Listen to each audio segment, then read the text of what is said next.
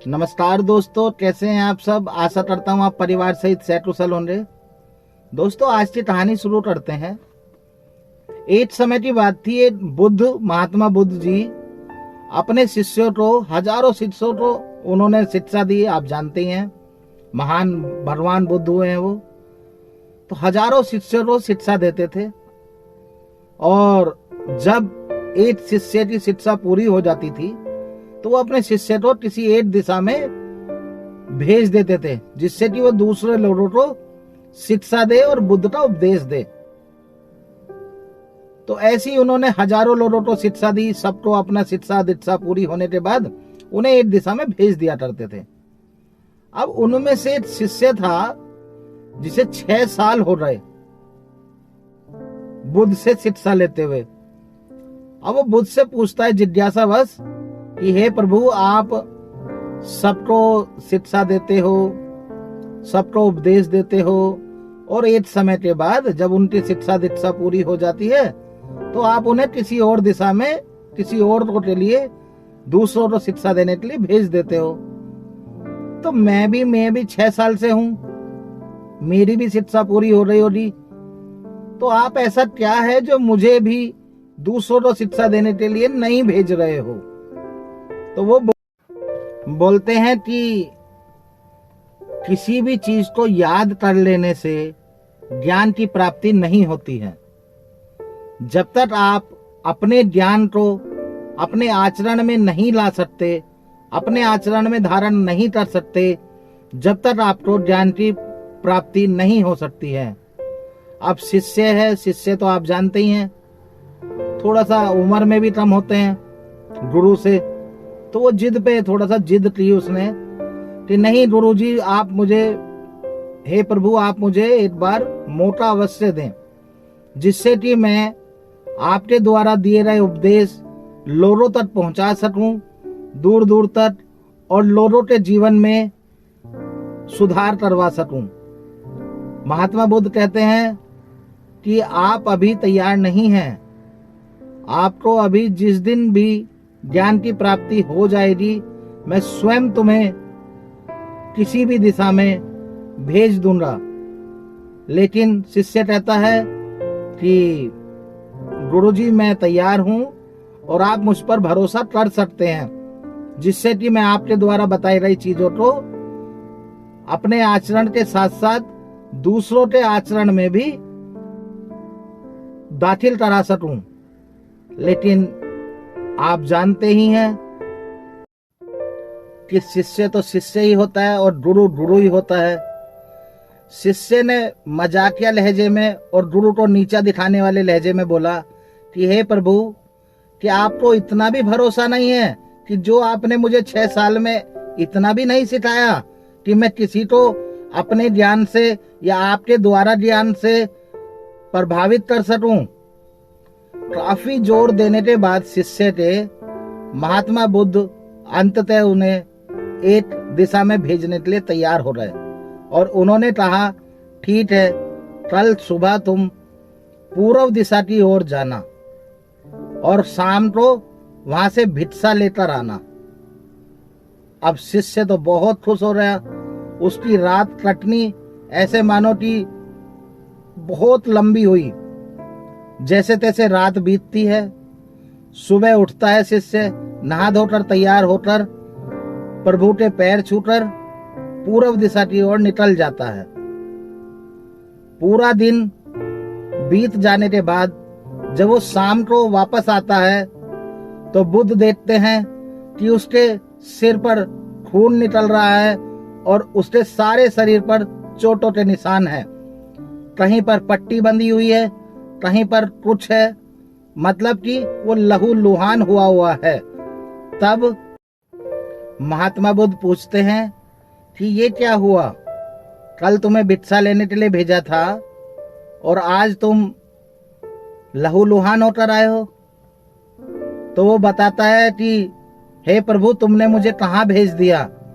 वो तो इतने ही ज्यादा दुष्ट लोग हैं, अज्ञानी लोग हैं, हिंसक लोग हैं कि जैसे ही मैंने उनसे भिक्षा मांगनी शुरू करी तो उन्होंने सबने मुझे पीटना शुरू कर दिया, और मैं जहां भी गया मुझे वहीं से मारपीट हुई मेरे साथ। एक ने मुझे भिक्षा भी दी, लेकिन वो भी फेंक कर दी। मैं तो अपनी जान बचाकर वापस आया हूं। अब बुद्ध मुस्कुराए, कह रहे मैं तो पहले ही कह रहा था कि अभी आप तैयार नहीं हो। लेकिन वो बोलता है कि नहीं प्रभु, आप मुझे किसी और दिशा में भेजिए, कहीं और भेजिए, जहां से मैं भिक्षा लेकर ही वापस लौटूंगा। बुद्ध ने सवाल किया कि यदि वहां भी तुम्हें ऐसे ही लोग मिले, मारपीट करने वाले, हिंसक, दुष्ट, जो भी आप बोल रहे हो, फिर क्या करोगे? फिर भिक्षा कैसे लेके आओगे?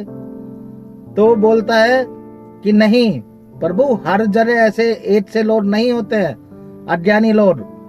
फिर बुद्ध ने उत्तर दिया कि वो अज्ञानी नहीं थे, वो सारे ज्ञानी लोग हैं, लेकिन उन्हें सिर्फ अपना खुद का ही ज्ञान है। और यदि आप किसी के ज्ञान में, खुद के ज्ञान पर अपना ज्ञान थोपोगे, तो उनके ज्ञान को तो चोट लगेगी ही। ऐसा कहकर बुद्ध ने अपनी बात खत्म करी और बोला कि अभी तुम जाकर सो जाओ, मल्लम पट्टी करो अपनी चोटों पर, और कल शाम को मेरे पास आना। शिष्य चला जाता है, आराम करता है, और अगले दिन शाम को गुरु के सामने पहुंच जाता है। जैसे ही वो गुरु के सामने पहुंचता है, तो वहां पे एक और पुराना शिष्य गुरु का आया हुआ होता है। तो उसके भी हाथ पर पट्टी बंधी होती है। तो महात्मा बुद्ध जी पूछते हैं कि आपके हाथ पर पट्टी क्यों बंधी हुई है, मुझे विस्तार में बताओ। तो वो बताता है कि हे प्रभु, जो आपने मुझे पूर्व दिशा में भिक्षा मांगने के लिए भेजा था, मैं वहां पर गया। जैसे ही मैंने भिक्षा मांगनी शुरू करी, तो वहां के लोगों ने मुझे अपशब्द कहने शुरू कर दिए।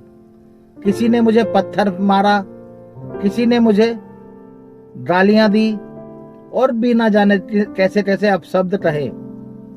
फिर उनमें से एक गांव वाले ने मुझे रोटी फेंक कर दी। मैंने वो रोटी उठाई और अपने भिक्षा पात्र में साफ करके डाल ली। फिर उसे कल्याण होने का आशीर्वाद दिया। अब वो गांव वाला जिसने मुझे फेंक कर रोटी दी, वो बड़ा आश्चर्यचकित हुआ। बोलने लगा, हे प्रभु, मैंने आपको रोटी फेंक कर दी, अपशब्द कहे, और आप मुझे कल्याण होने का आशीर्वाद दे रहे हैं। उसने बोला कि आपने मुझे कम से कम भिक्षा तो दी। और ऐसा कहकर भिक्षुक आगे बढ़ गया। मैं फिर आगे जाता हूं तो कुछ लोगों ने मेरे ऊपर पत्थर फेंके, कुछ ने अपशब्द फिर से कहे, और मैं आगे बढ़ता चला गया। मैं जैसे ही आगे जा रहा था तो एक बूढ़ी अम्मा बैठी हुई थी, माँ, अपने बेटे के साथ, जो बीमार था और बड़ी परेशान थी, रो रही थी उस अपने बेटे की बीमारी को देखकर। मैंने उससे पूछा कि क्या हुआ? बोलती है कि बच्चा बीमार है। मैं जंगल गया प्रभु, और मैं वहां से जड़ी बूटी लाया, और मैंने उस बच्चे का इलाज करने के लिए जैसे ही आगे बढ़ा तो सारे गांव वाले मेरे विरोध में आ गए कि हम आपको इलाज नहीं करने देंगे।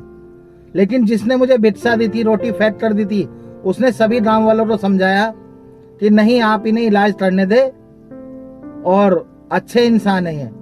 तो मैंने उस बच्चे का इलाज किया, वो बच्चा ठीक हुआ मेरे इलाज से। और सभी गांव वाले जो वहां पर जिन्होंने मुझे अपशब्द कहे थे, उन्होंने सबने मुझसे माफी मांगी, और फिर सभी मेरे चरणों में गिर पड़े, और फिर मैं उन्हें सबको कल्याण होने का आशीर्वाद देकर वहां से वापस आ गया। तो ये वाली बातें पहले वाला शिष्य सुन रहा था। तो इस वाले शिष्य ने फिर बोला कि क्या प्रभु, मैं आपसे विनती करूं कि मैं वहां पर डेली जाना चाहता हूं, प्रतिदिन जाना चाहता हूं उसी गांव में, क्योंकि वहां के लोग बहुत ही भोले भाले और सीधे साधे हैं। ये बात सुनकर पहला वाला शिष्य भगवान बुद्ध के चरणों में गिर गया और बोलता है कि प्रभु, आप सही कह रहे थे, अभी मुझे ज्ञान की प्राप्ति नहीं हुई है, क्योंकि ज्ञान की प्राप्ति तभी संभव है जब आप प्राप्त किए हुए ज्ञान को अपने जीवन में धारण कर लें। तो इसी कहानी से हमें यही शिक्षा मिलती है कि दोस्तों, हमें ज्ञान कितना भी हो, लेकिन जब तक वो ज्ञान हमारे अंदर धारण ना हो जाए, हम उस ज्ञान के अनुरूप जीना शुरू ना कर दें, जब तक हम वो ज्ञान किसी और को नहीं दे सकते। क्योंकि आजकल ज्ञान लेना बहुत आसान है, लेकिन ज्ञान को अपने अंदर धारण करना बहुत ही ज्यादा मुश्किल है। तो दोस्तों, महात्मा बुद्ध जी की इस कहानी से हमें यही शिक्षा मिलती है कि हम अपना आचरण ज्ञान के अनुसार धारण करें। धन्यवाद। यदि आपको मेरी कहानी पसंद आ रही है तो दोस्तों लाइक करें, शेयर करें।